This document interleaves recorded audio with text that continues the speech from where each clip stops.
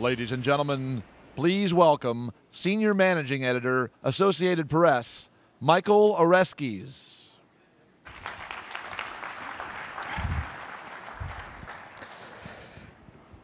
Good morning and welcome to all of you. I spend a great deal of my time on the shores of that other smaller ocean, the Atlantic. So it's a real pleasure and frankly a bit of a relief to be here with all of you in the middle of the Pacific, because frankly the mood is just so much better here. The PwC survey of all of you is striking for its overall optimism and sense of enormous opportunity in the Asia-Pacific region. What a difference a decade makes, huh? Now the talk is all about European contagion, which doesn't rhyme nearly as well as Asian contagion, but sure shifts the weight of the future to the Pacific. Our subject is that future, and how the extraordinary changes in the world are redefining it. We're really lucky today to be joined by a leader with one of the best vantage points for seeing the rapidly changing future of the Asia-Pacific region. So please join me in welcoming the Prime Minister of Singapore, Mr. Lee Hsien Loong.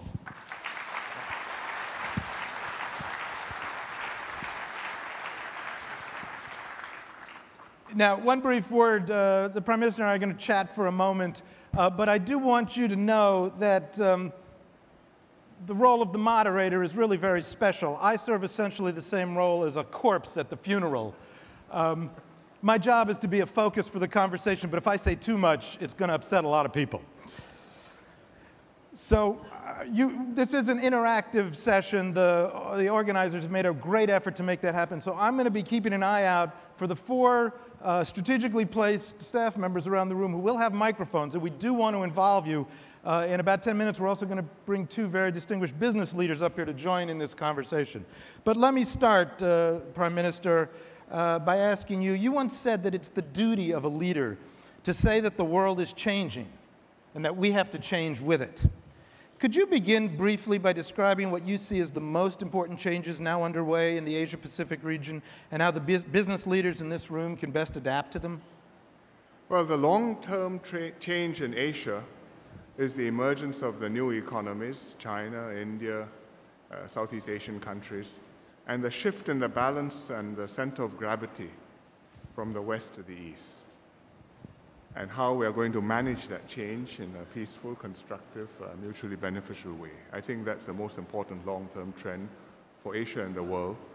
But meanwhile, we are preoccupied, and I think for the time being, rightly so, with problems off-stage elsewhere, particularly in Europe. Mm-hmm. We're going to have a little more chance to talk about that, but since I have you alone up here on the stage, I want to take advantage of your deep experience in both strategic military affairs and economic affairs to ask you a little bit about the overarching strategic situation in Asia-Pacific, and that obviously means the rise of China and the continuing question of the role of the United States in Asia. And let me start right here in Honolulu.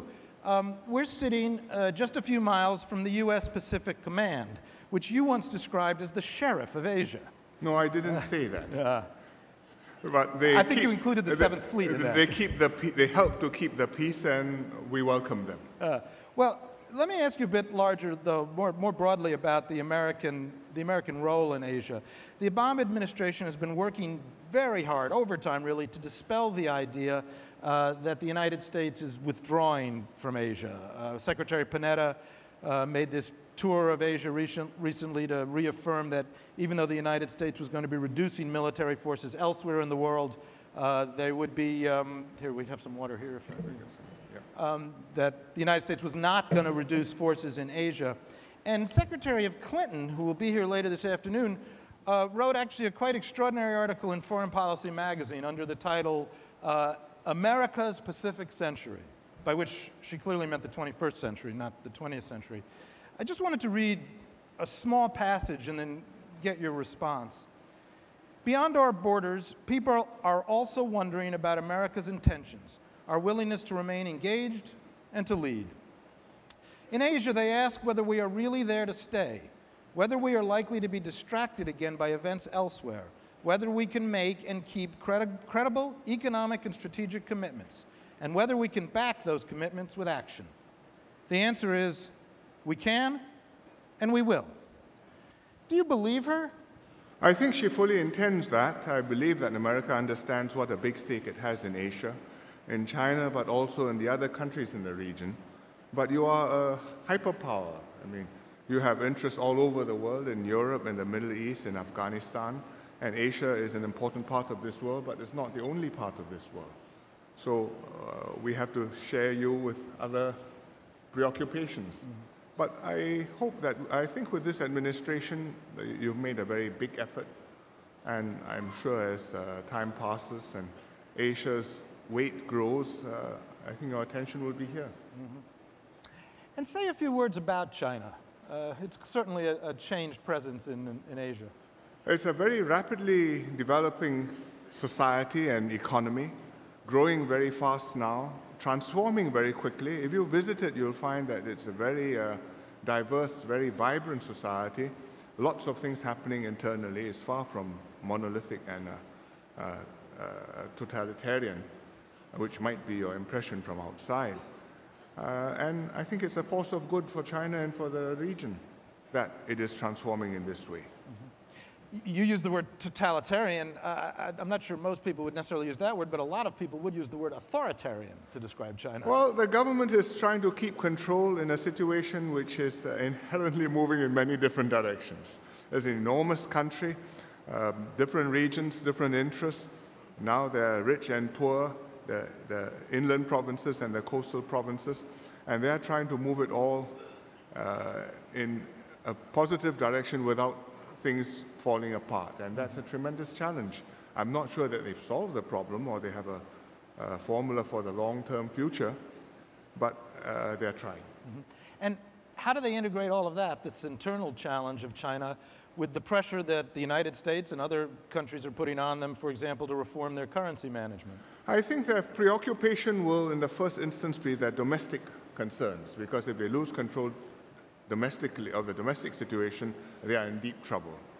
But at the same time, the external part is more and more important to them, the external trade, mm-hmm. their influence in the world, and their interests in other countries, and particularly their interest in good relations with America. So the currency is one of the issues you have with them. It's not something which can easily be discussed under the glare of spotlights, because you can't move once people say boo to you. But off-stage accommodations are being made, mm-hmm. and can be made. The political pressures on both sides seem to be pulling away from accommodation, though. We heard George Romney just the other night at the Republican presidential debate. Sorry, forgive me, thank you. I'm still living in a past world.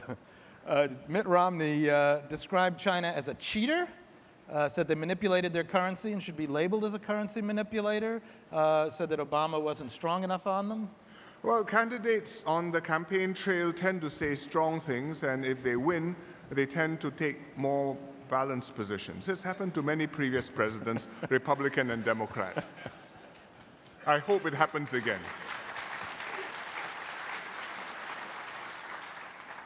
Of course, while we're waiting for that, President Obama has his own re-election issue and may have to make accommodations to the electorate himself in dealing with China. Well, what to do? Every country has its political pressures to accommodate, and that's one of the risks to the region. The potential is there that you have an emergence of new constructive powers. The balance shifts in a stable, even sort of way, and it's win-win. The risk is that there is a reaction, that the relationships turn sour, people respond to domestic forces, and then you do wrong things and lead to bad outcomes. It's happened before. We hope it doesn't happen again. The Chinese certainly are very aware of how the Japanese came unstuck in the Pacific War. They've studied the Germans, they've studied the previous empires. They know they shouldn't go in that direction. Whether a new generation of young Chinese who have grown up in a stable, self-confident country realize it quite as acutely and will be as careful and as restrained, that's to be seen. This is a good moment, I think, to pause. We're going to pick up this conversation, but I want to bring up to the stage two business leaders with extensive experience in Asia and a broad view of the world. John Lechleiter, Dr. John Lechleiter is Chairman, President, and CEO of Eli Lilly and Company, and Dennis Nally is Chairman of PricewaterhouseCoopers International. So gentlemen, would you please come and join us on stage?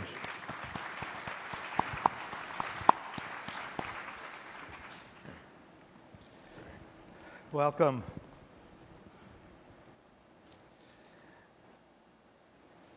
Dennis Nally, I want to start, once you get settled in there, by asking you to spend a couple of minutes filling us in on the survey that PwC has done on CEOs who do business here in the Pacific region. Sure, I'd be happy to, and hopefully this will be some good context setting for the balance of the conversations that they'll take place here today and tomorrow throughout the course of the summit. Hopefully everyone has received a copy of this survey. It's been at your seats here this morning. I think it's a very comprehensive look at how the CEO communities are really feeling about the prospects of this particular part of the world from a growth standpoint. We interviewed, surveyed over 300 executives from across the APEC countries, which is a very exhaustive survey in terms of trying to understand exactly how they're thinking about the future. And I will tell you, when you step back and you look at the overall findings, and I'll just hit a couple of those points here quickly this morning to get things teed up. First and foremost, when you ask the CEOs about what are the prospects for growth over the next 3 to 5 years, they all cite the APEC countries as the principal drivers of their growth strategies. A very, very high percentage, well over 80% of the CEOs that participated in the survey look to this part of the world to really drive their growth strategies over the next several years. Probably not a surprise, but nonetheless, I think gives you a sense for how the CEOs are thinking about the future here going forward. And interestingly, while a number actually cite China as one of the principal drivers of growth, there's also a lot of indications that the growth strategies are taking place in other parts of APAC as well, whether it be Singapore, whether it be Thailand, Indonesia, a number of other countries that business is really looking for to really drive their growth agenda here into the future. And I think that bodes very well for APAC and what this conference is all about. Now, the second issue that we teed up was really trying to get a feel for what are the real concerns out there that are on the minds of the CEOs? And we tried to get a sense for the key issues that they're thinking about. And one of the things I think we learned coming out of the most recent financial crisis was this whole question of whether or not the global economic environment was going to get disconnected, whether or not we were going to see a lot of pullback into very much a country-specific focus to deal with the challenges coming out of the financial crisis. And quite frankly, when we posed this question to the CEOs, what we've really seen here is how interdependent and how connected these economies really are. In fact, when you ask what is the number one issue that is on the minds of the CEOs here in the APEC region, it is the fact of where is the U.S. recovery? We talked about that before. What is the potential impact on that? And the CEO that participated in the survey indicated that this was the number one issue that's impacting their business today and is of the most concern going forward here in terms of whether or not the U.S. economy can really get back on track, whether or not it can really drive the growth agenda that everyone is so dependent upon going forward. So a very interesting finding from that standpoint, the number one issue that was out there. Now, I have to tell you that this survey was done probably before some of the most recent issues coming out of Europe really took front and center. So, for example, we're all familiar with the issues with regard to Greece, with Italy, et cetera, the sovereign debt crisis, et cetera. Most people are concerned that the contagion effect coming out of Europe, what impact will that have on the recovery of the U.S., and then what impact will that have ultimately on the APAC region? I think that's just something we need to keep in the back of our minds as well. We asked also then questions around, what are the CEOs thinking about in terms of the changes to their business strategy? What are the things that they're really focused on? And this was sort of an interesting way to think about the next 3 to 5 years from a business perspective. The number one issue that they cited as to what they are most focused on in terms of changes to their business strategy deals with this whole question of innovation.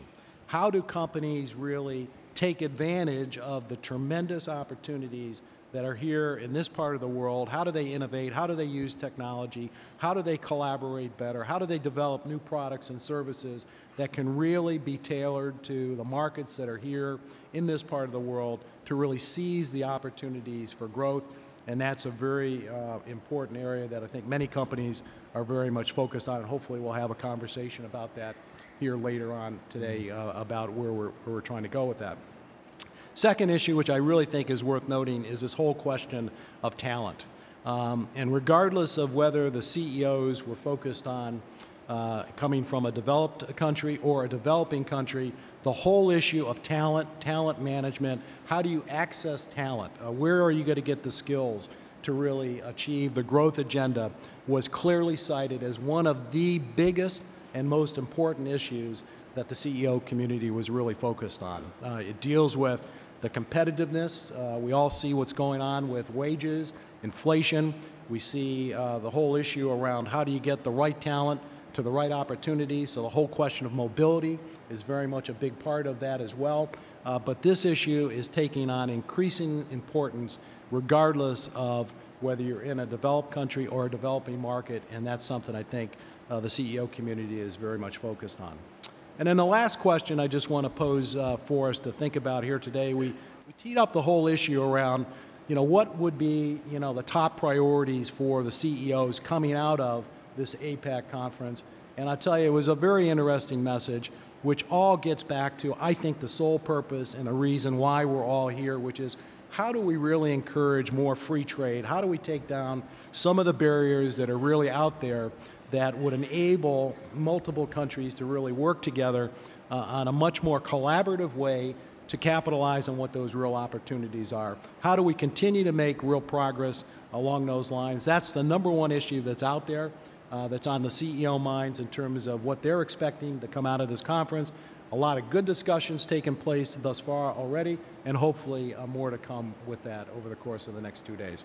So a quick summary of what's in the survey. I'd really encourage you, if you haven't had a chance to look at it, to go through it. I think there's some really good data points in there that'll give you a better feel for how the business community is really thinking about the next 3 to 5 years, where the opportunities are, the concerns, and hopefully will shape the debate and discussions for the next several days. So quick snapshot. I'll back over to you. Thank you. Great. Thank you very much. So let me remind you, there are staff members around the room with microphones. Can you wave to us so we can see you? There they are. They have those numbers. Everybody see them? So we're counting on you. Otherwise, we might have a short discussion. Or probably not. Dr. Lechleiter, let me start.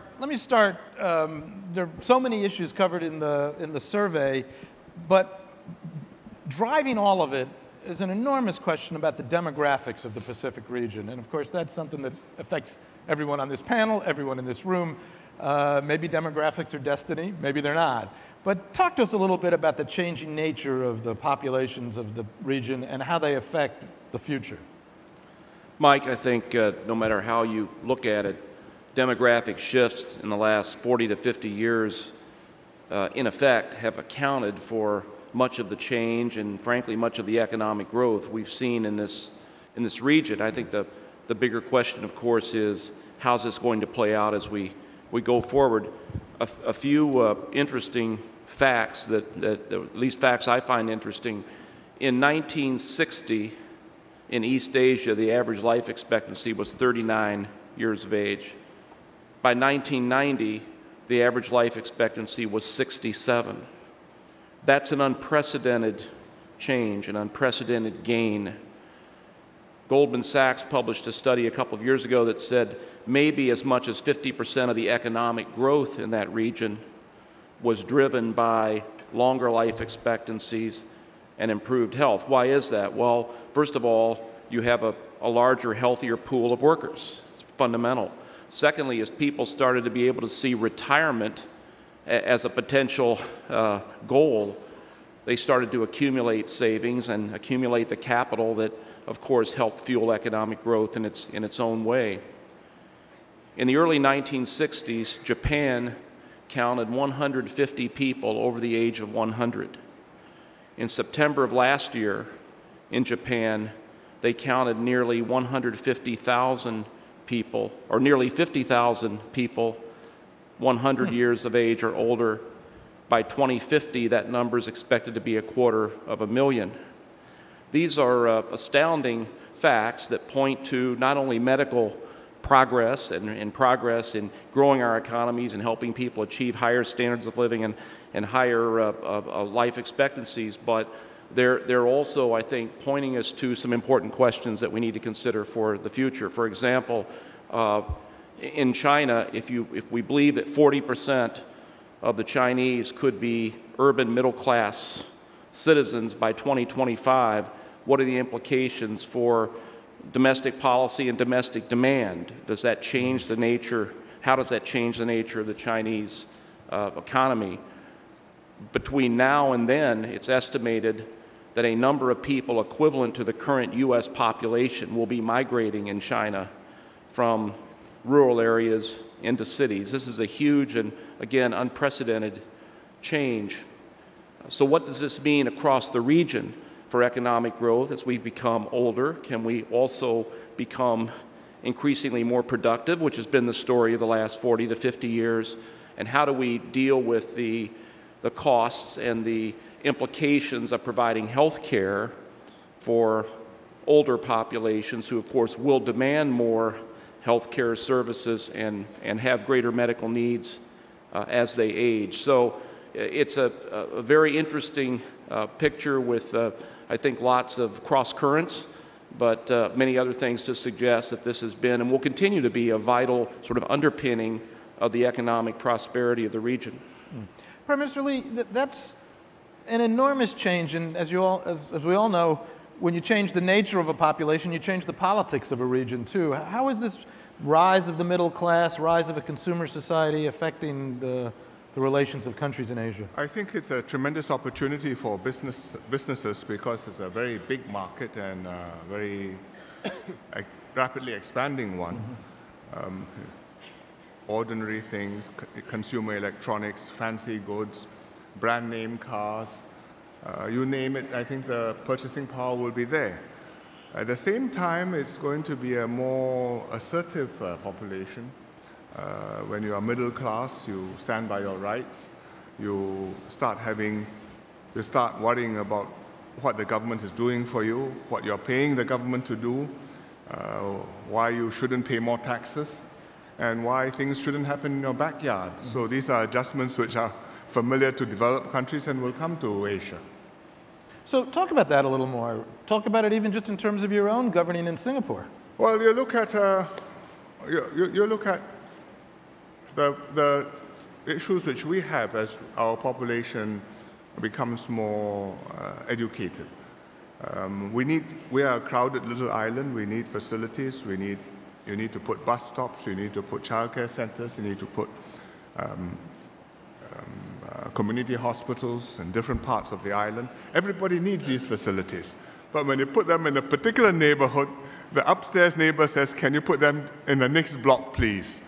Not so far away from me, but not downstairs because that may affect my property value. It's noisy and inconvenient." And I can understand these sentiments. But at the same time, if nobody wants to put them downstairs, there's no place to put them. So that is, in Singapore, that is a problem. Even in China, that is a problem. You've seen demonstrations against petrochemical plants, against government projects. I don't want them here. And amazingly, in some cases, the Chinese government, either local or central, have accommodated these preferences and changed their plans. So I think it's going to change the way the societies operate. And will that ultimately have an effect even on the authoritarian nature of Chinese government that you talked about earlier? Well, I'm sure the nature of the government will have to adjust in order to be able to be acceptable and wearable and responsive to these pressures in the population. Is bound to happen. How it happens, they have to find their own way forward, because I don't think they're going to have Republican or Democrat primaries anytime soon. It's not clear how much those have helped services in the U.S. either. We have a question over here. Thank you. Please identify yourself and be as pithy as you can. Sure. I'm the USA AAA Real Estate Group President George Qiao. I'm from California, originally from China. I have a question for the Prime Minister about the real estate market. In the past several years, the US real estate market has been very slow and very low. And we didn't see much change recently. At the same time, China real estate industry is booming, and the government is taking action to even control the growing rate of the real estate industry. And I also heard that Singapore has very steady and stable and healthy growing real estate industry. I wonder, can you give me a little perspective about how could you manage, and what's your strategy for the industry of real estate in Singapore, and what do you see the future of a Chinese and American real estate market? Thank you. If I could solve that problem, I wouldn't be here. Everybody wants to have a stable real estate market. Nobody has been able to find the secret to manage it in an even sort of way without booms and busts. When you have a bubble, you worry, or you should worry. When you have a bust like you have in America, it's very, very painful and has widespread consequences for the whole economy for a long time. We try to manage our little market in Singapore as best we can. It's not easy to do because increasingly it's an open, regionally connected economy, and we are affected by trends elsewhere. When you have QE2 and global interest rates are zero, that affects our cost of financing in Singapore, and that pushes our property prices up. When property markets go up elsewhere in the world, people say, wow, Singapore markets look cheap, and that influences our market, which we don't necessarily want to happen.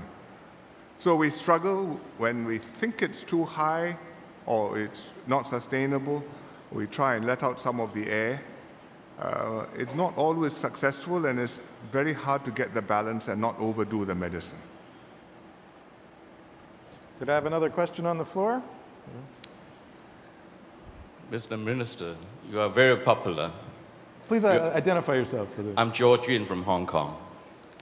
Mr. Minister, you are much admired government leaders in the world. And we heard you talk about Singapore's view about Americans' return to Pacific.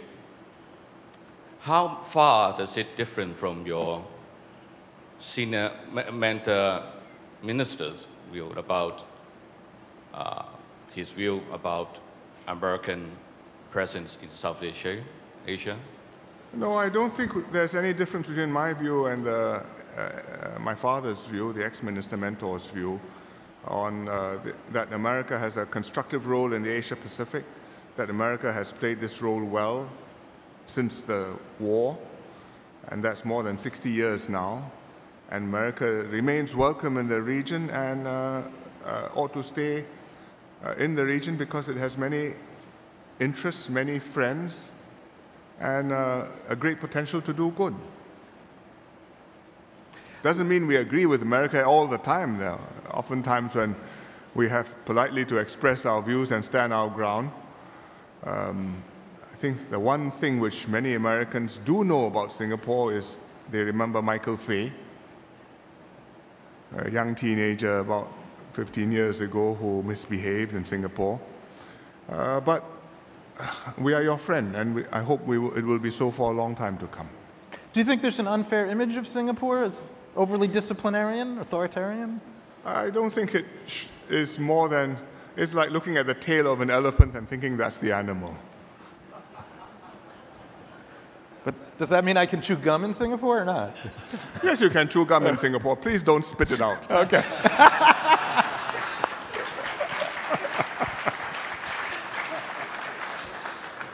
We'll try that in New York someday.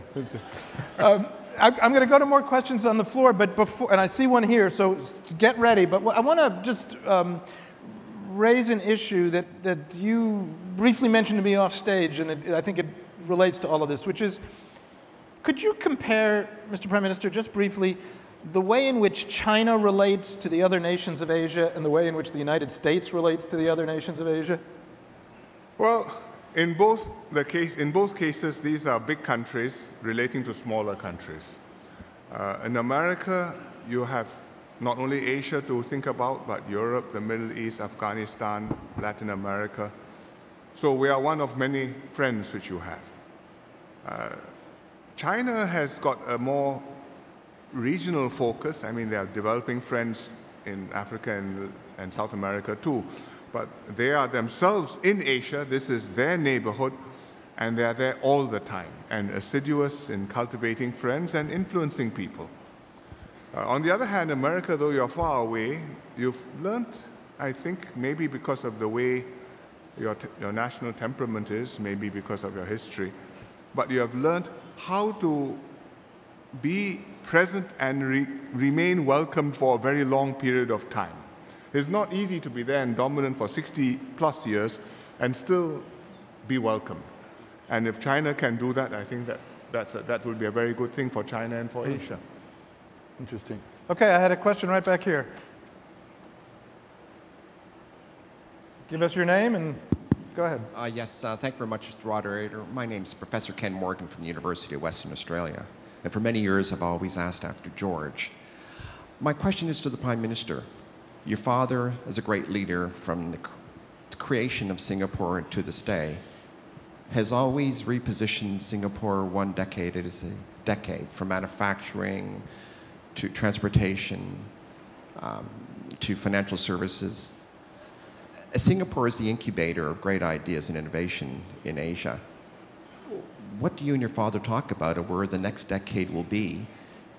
Where do you see Singapore positioned in Asia in its key role? And maybe, you know, Dennis and Dr. Leichtlater, who are very well positioned with their firms from life sciences and financial services, could give some comments about how they see it in 10 years. Well, we see Asia doing well in the next 10 years and beyond. As long as China's development remains on track, as long as China's relations with Asia and the world remain on track, I think that's good news for all of us in Asia. Singapore can prosper as part of this region. We have to do it as part of this region, because if we happen to be in some other part of the world, hard as we work, I'm not sure that we would get the same results. And that means that we have to make the most of what we can have within a very tiny island with a limited population, and leverage that by linking with what's happening around us, whether it's through financial services, because we are servicing the region with our banks and our hedge funds and financial institutions, or not ours, but those which are in Singapore, or whether it's collecting talent from all over the region, having them in Singapore and doing activities which actually are on a worldwide basis, like Eli Lilly, which is in Singapore, but you're not just looking for patients or customers in Singapore. And I think that if we can collect talent in Singapore, if we can develop knowledge-intensive activities in Singapore, like financial services, like pharmaceuticals, or IT services, and if we can link up with the region, because we are in Asia and we understand it, as well as with the world, with America, with Europe, because the MNCs are in Singapore, and because we are English-speaking and our people are comfortable in all these different societies, then I think we can make a living. Mr. Nally, the loud and clear in your survey comes through this issue of talent and education. Say a bit more about that. Yeah, I mean, I think this whole issue of talent, the ability to attract and retain talent, whether it's a company or a country, those issues are really one and the same today. And when you think about what it's going to take to really compete globally into the future, the countries and or companies that are going to win are going to be those that create an environment where talent wants to be. And when you think about where Singapore has been and where they're going into the future, that's a tremendous platform for competition, if you will, because at the end of the day, it really is having the best, the brightest, to be able to deal with, you know, an increasingly competitive environment. And so how you create that environment, how business works with government and vice versa, to create an environment where people, talents, the very best want to be there for the future, I think is going to be a much more important role that business and governments need to work much more collaboratively together going forward. Dr. Lecklader? Well, I think if Secretary Clinton said this is going to be the Pacific century for the U.S., I think it's a pretty safe bet to say this is going to be the biosciences century for all of us. Singapore understands that. China understands that. We've worked with the government of Singapore for probably 15 years on various initiatives. We have a clinical testing a hospital with the National University of Singapore that we operate there today.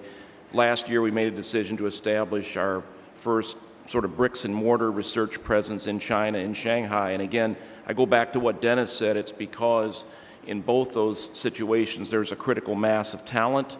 There is sort of an ecosystem that develops there, and there are policies on the part of government that say we welcome this and we will support this. And I think all of us have choices today. We can place research assets. We spend about $5 billion a year on R&D, increasingly anywhere in the world.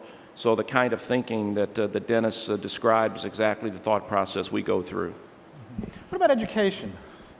It's one of our most important policies because we have to develop our own talent at the same time as we attract people from around the world. And if we do it well, I think we can create a lot of opportunities for our people, not just at the top end, but across the spectrum, all the way through the workforce. Because if you're going to lift the standard of living of the whole population, you can't just depend on transfers or welfare. You have to depend on people being productive, being skilled, being imaginative, being able to learn new jobs and do new things throughout their career. And that may mean into their 60s at least. And that's why we're putting a lot of resources into education of the young and into training of the not so young people already in the workforce to keep them productive and to make sure they know that we are backing them for the future. And what about across the rest of Asia? Is the education infrastructure, if you will, the education levels adequate for the talent demands that are coming up? Well, the countries, I think all the parents know that it is most important, whether you're in Singapore or in Taiwan or in Hong Kong or Korea or Japan, is the one thing which parents are totally focused on. Get your children well educated so that they will be able to do better than you. I think the governments know this too, but the infrastructure varies from country to country, and the ethos varies from country to country. And it's not, these are not things which you can change rapidly, although you have to try and keep on making them better.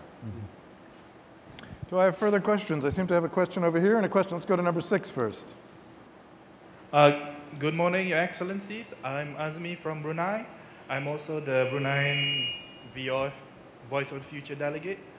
My question has to do with small, medium enterprises. As you all know, the recent economic crisis has hurt the entire world, and there's a lot of people out of jobs. And in particular, the small, medium enterprise is important because Brunei is trying to diversify its economy. My question is, what more could APEC countries or the governments of APEC countries and other countries in the world could do to help not only allow small, medium enterprises to grow in Brunei, but for them to stay in a long-term manner, because a lot of our small, medium enterprises in Brunei unfortunately fail after a year or two.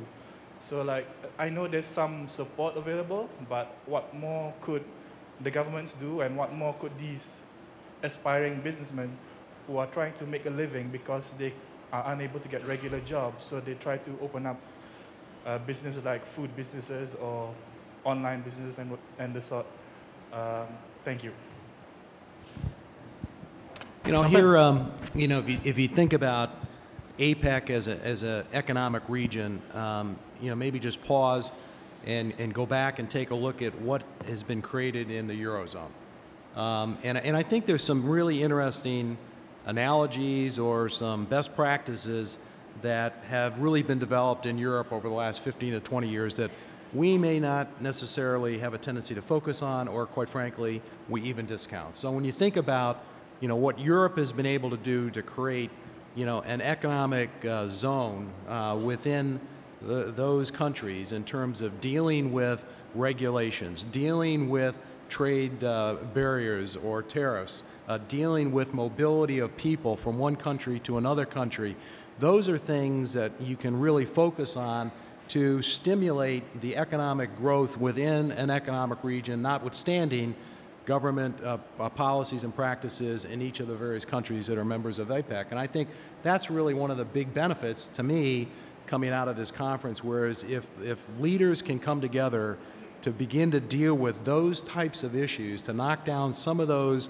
impediments that are getting in the way of creating those kind of activities from one country to another country, I think that could really help not only the larger companies, but also the small and medium-sized enterprises as well. Dr. Lechleiter?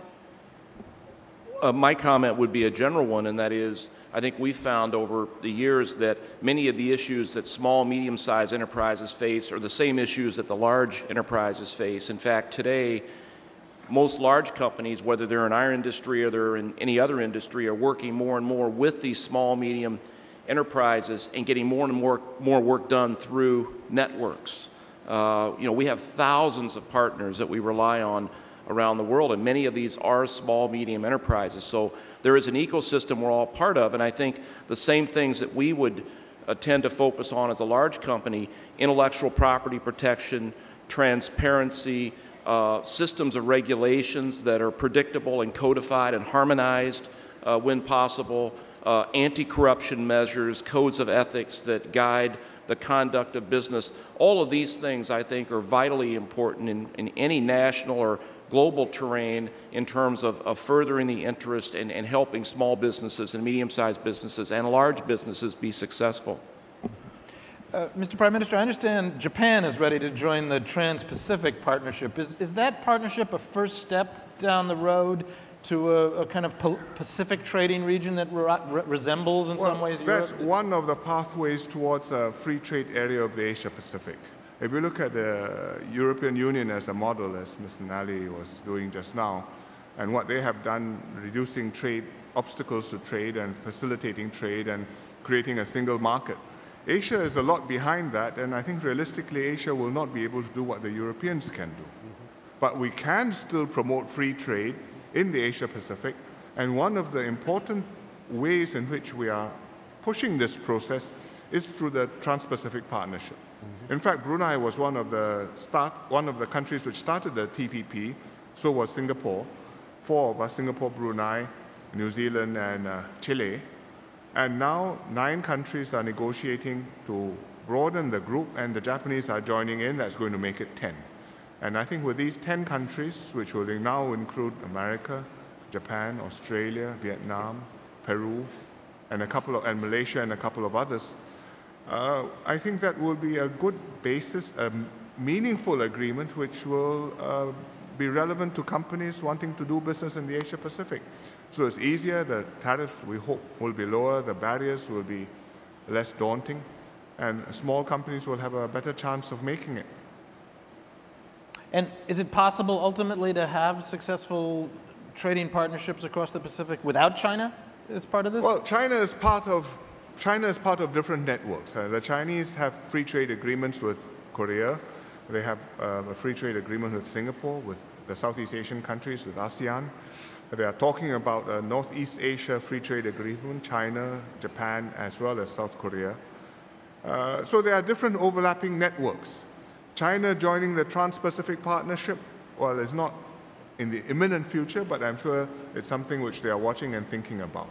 But whether or not they are in these formal agreements, the volume of trade between China and America, between China and the rest of the region, has been growing enormously, 20+% per year. Your exports to China from the US to China have also been growing 20+% per year. You have an issue with them on the trade imbalance, but you often forget how much your companies are benefiting from the Chinese market. Thank you. Number 5 over here. Thank you very much. My question is for Mr. Nally from the CEO of PricewaterhouseCoopers, and the second question to Mr. Lee as Prime Minister. The first question is... If you want, you can come up and just join me. I'll be moderator. The first question for Mr. Nally. I'm come from Indonesia as public accountant, and also I'm lecturer of University of Indonesia. We know all that Asia now is growing economic very well. And your consultant business is Indonesia, I know, stable, very good. And for the future, I think your consultants companies is no problem. And now in America is have economic crisis. How you drive your business consultant here to be stable and how you face it? And the second question is for Mr. Lee. We know China now is growing, the economic is very good also, and transform of technology is very good. But we are in Asia now, to captive the market is very competitive. And regarding the technology industry and car product, Japan is very well. How, as an Asia country, I think we cannot very competitive also in each other. How your opinion if Asia country also collaborate about the China growing up, so another Asia to be growing up together? Thank you. Okay. So I'm not sure how much time we have to talk about the business of PricewaterhouseCoopers here on the stage, but it's a very good issue for us because our business is really comprised of three separate components. One is our audit business, our assurance business, which represents about 50% of the world of PwC. About 30% is tax, and the balance is consulting. And all businesses are doing extremely well. I think what you were referencing in terms of some of the issues and concerns really goes to the core of our business, which is our assurance business. There's a lot of discussion and debate taking place in all parts of the world around the question of auditor relevance, the future of auditing. You're probably familiar with the green paper exercise that is going on in Europe today, which is looking at the future of the audit profession. There's similar activities taking place in the United States and other parts of the world as well. And from a PwC standpoint, we welcome that debate, we welcome that discussion. We see one of our principal roles in what we do is really providing a level of assurance and comfort to the capital markets, the global capital markets. That's a big part of what our business is. That's what the brand of PwC is all about. I think there's a lot of challenges that are out there whenever there is a financial crisis that we've been through, whenever there's been a major business failure, some of which we're all familiar with. There's always the fundamental question that gets asked in terms of where were the auditors and what should the auditors be doing on a go-forward basis. And so we welcome that debate, we welcome that discussion. We have put forth a number of proposals as it relates to that particular issue that hopefully will get some of these issues front and center. But at the end of the day, this is all about what it is we can do to provide additional assurance, additional comfort to the global capital markets. That's a core of what our firm is all about, and that's what we're very much focused on as we go through these conversations. Hopefully over the next 12 to 24 months, you'll see a number of reforms, a number of changes that really solidify and position the accountancy profession in terms of what it is we need to do our part in the global capital markets. Thank you. You're quite right that when we look at the changes in Asia, we see not only opportunities but also competition. And as China emerges and other countries come along, we will experience quite intense competition from these new participants. And Indonesia, I think, is particularly going to notice that because you're in a similar niche of with lots of labor, low costs, and you will have to find some way to raise the level in Indonesia in order to continue to make progress. I don't think it is possible for us to have a closed group and say we'll work within this closed group and we'll develop our economies together. You have to go on an open basis. We have to bring in talent from around the world. We have to bring in companies from around the world, the best talent and the best firms. And they may be MNCs, they may be small companies looking for a new place to do some business. And they can work with the people you have, the workers you have, the talent you have, in order to spawn new centers with new ideas and new prosperity. And that's the way we've done it. It's made us more interdependent with the world, but as a small country, we think that's the way to do it. Brazil, which is a big country, thought that they would do it a different way and try to develop their own aeroplanes, their own computers, their own cars, their own sugarcane industry. They had some success, but even for Brazil, it has not been entirely successful, and they have had to change and open up. So, and the Chinese are certainly a much more open economy than the Japanese were at a similar stage of their development. So I think that the future is in openness rather than in a limited pool of competition. I want to ask Dr. Leckletter a question that relates to openness and specifically to innovation and intellectual property. There was a very interesting piece in the Wall Street Journal the other day that quoted an executive of a big U.S. tech company, anonymously of course, as saying that intellectual property theft in China, and this is the quote, intellectual property theft in China isn't such a problem for us because we plan on innovating new products faster than the Chinese can steal the old ones. Is that a realistic approach to this issue? Well, I think he paraphrased something Walt Disney said back in the 1950s. I read that. I don't agree with it. I think the Chinese are plenty able to follow on quickly. They've shown that, and adapt technology and use technology. I think we have to continue to urge and to insist that intellectual property protection standards in China and with all of our major trading partners be raised to the highest level. We have 19 million jobs in the U.S. that depend on intellectual property protection. I believe China's leaders see that it is in China's own national self-interest to develop a rigorous system of intellectual property protection and enforcement. I think the challenge right now, Mike, is that across China enforcement can be uneven. And there's still progress to be made, although clearly Chinese leaders, based on what they said quite recently, are committed to see that progress continues. We're going to go way over there to number 2 for the next question. Tell us who you are and how you got way over there. My name is Tian Wu from Taipei, Taiwan. I have a short question on the immigration policy. As we know, United States has benefited greatly by forming a global talent by the immigration policy. If you look at Singapore recent history, I believe Singapore also has a very good immigration policy, which is part of the success for the Singapore economic miracle. The question now is really for China. China obviously does not have an urgent need for immigration.